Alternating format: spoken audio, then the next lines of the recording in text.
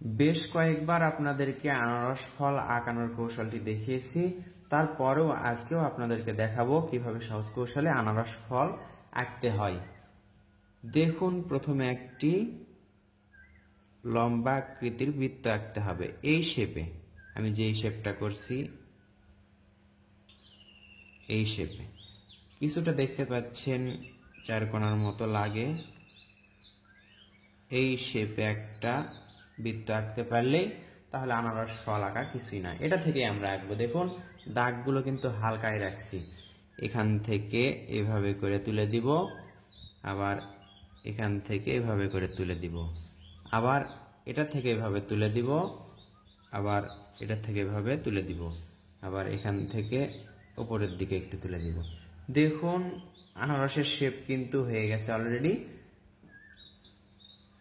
এই তো, এটা শুধু ডাবল করব আমরা। আবার এটা থেকে এভাবে এটার সাথে লেগে দিব, এভাবে এটার সাথে।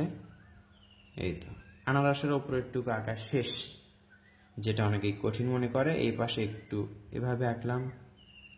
এই তো, দেখুন পুরোপুরি আনারস অলরেডি হয়ে গেছে। তাহলে পুরোটাই আমরা একই রং করলাম, কাঁচা হলুদ রং। আশা করছি এই রংটা আপনারা চিনতে পারছেন।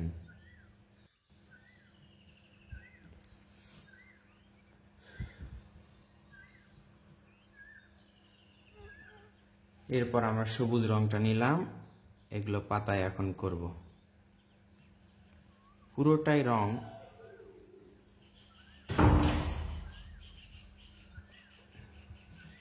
দেখতে পাচ্ছেন, সবুজ রং করছি এবং এখানে এখানে একটু একটু করে ফাঁকা রাখছি। কেন ফাঁকা রাখছি? কারণ এদিকে আমরা হালকা সবুজ রং করব, তখন এই পাতাগুলো দেখতে সুন্দর লাগবে। একটু একটু ফাঁকা রাখছি আমরা, এই জন্যই। উপর দিকে দেখুন একটু ফাঁকা রাখলাম, কারণ নিচের দিকে গাঢ় হয়, উপর দিকে হালকা থাকে, সেটা আমরা জানি। একেবারে হালকা সবুজ রংটা নিয়ে এভাবে গাঢ় সবুজ রঙের সাথে মিশে করব। রংটা মিশে দিব।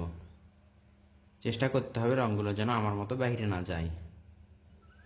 একটু তাড়াহুড়া করলে এরকম হয়। এই তো,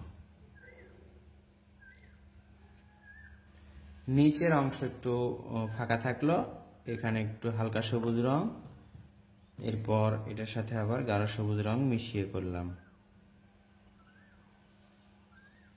এই তো দেখুন, এই শেপে আমাদের আঁকার পর রং করতে হবে। এর মাঝে কিন্তু আমরা কিছুই করলাম না। এরপর পেন্সিল নিলাম, পেন্সিল নিয়ে এগুলো একটু দাগ দিতে হবে। এভাবে কাটা কাটার মতো দাগ দিলে তাহলে সুন্দর হবে। নিচেরটা সোজা রাখলাম, উপরেরটা শুধু এভাবে কাটা কাটার মতো দাগ দিলাম। এজন্য রং করার আগে প্রথম দাগগুলো বেশি গাঢ় না করাই ভালো। এই তো দেখুন, সহজভাবে আমরা কাটা কাটা করছি। উপরের দাগটা কাটা কাটা এভাবে। রঙের ওপর যখন পেন্সিল দিয়ে কিছু করবেন তখন কিন্তু সেগুলো গাঢ় দেখা যাবে। দেখুন, এই ভিডিওটি দেখার পর আনারস আঁকা আপনাদের অনেক সহজ হয়ে যাবে। এরপর দেখুন, এর বাহিরে দেখুন এভাবে দাগগুলো এভাবে দিতে হবে। একটু খেয়াল করুন কিভাবে করছি। এইভাবে, আবার দেখুন এইভাবে, এইভাবে। আশা করছি বুঝতে পারছেন কিভাবে। এই তো এইভাবে একটু ভাঁজ ভাঁজ করে বাহিরের দাগটা করতে হবে, তাহলে কাটা কাটার মতো মনে হবে। দাগগুলো তো প্রায় সবগুলোই মিশেই গেল। তারপরেও দেখুন এইভাবে, এই ভাঁজে এই দাগগুলো আপনারা দিতে পারবেন। একটু ফাঁকা ফাঁকা করেই দিচ্ছি। এই তো, এবার এভাবে একটু ভাঁজ করে ধরবেন। ধরার পর এখান থেকেও একই রকম ভাঁজ করে এভাবে ভাঁজটা এভাবে দাগ পর্যন্ত নিয়ে আসবেন। তারপর এভাবে, আশা করছি এভাবে বুঝে আঁকলে তাহলে আনারস আঁকা অনেক সহজ হবে এবং সুন্দর হবে। দেখুন, এই পদ্ধতিটা আনারস আঁকার সবচেয়ে বেস্ট এবং সহজ। রং করাও যেমন সহজ, ড্রয়িং করাও তেমন সহজ।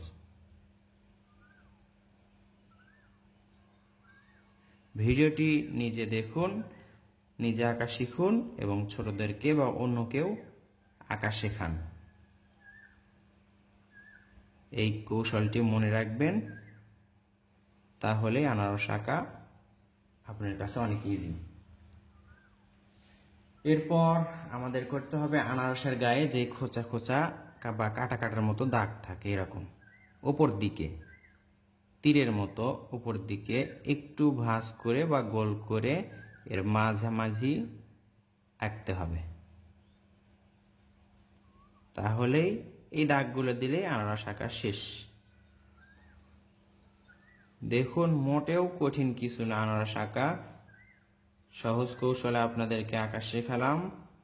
আশা করছি ভিডিওতে লাইক, কমেন্ট, শেয়ার করবেন।